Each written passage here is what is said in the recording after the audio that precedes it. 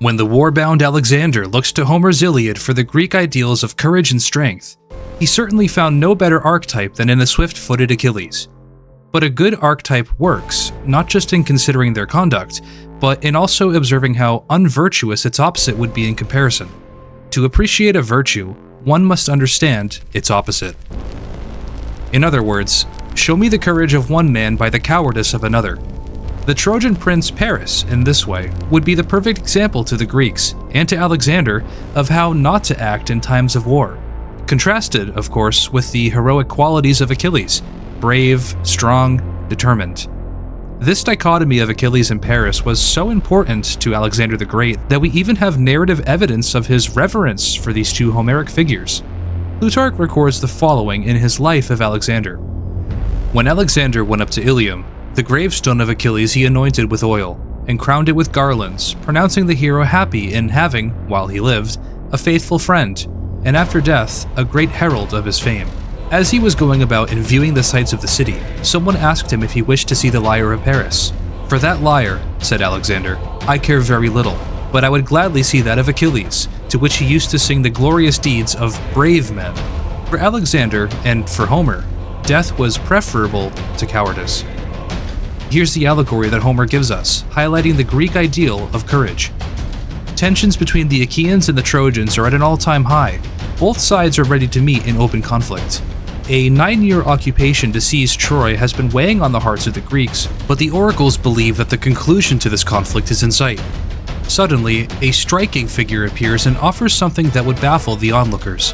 According to Homer, the godlike Paris steps out from among the Trojan ranks and offers single combat with any Greek champion, the winner of which will claim victory for his side of the war and will come to forever possess Helen, the object of dispute between Achaean and Trojan.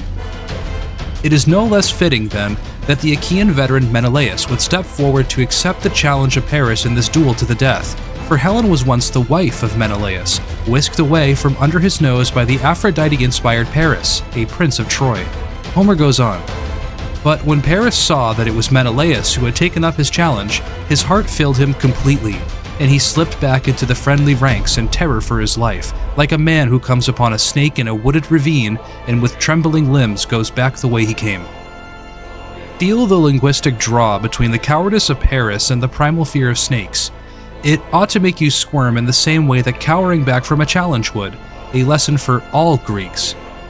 In retreating in fear, Paris brings shame and embarrassment upon himself, and Homer lends us the voice of Prince Hector, the noble older brother of Paris, to condemn this anti-Achillean behavior. "Paris, you woman-struck seducer, why were you ever born? Why weren't you killed before your wedding day? Yes, I could wish it so. Far better than to be a disgrace to the rest of us, as you are an object of contempt.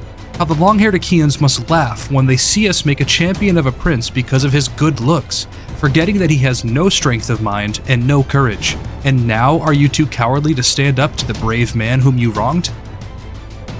In Hector's rebuke here, it is telling that Menelaus, his enemy, is worthy of more honor and respect than Paris, Hector's own brother.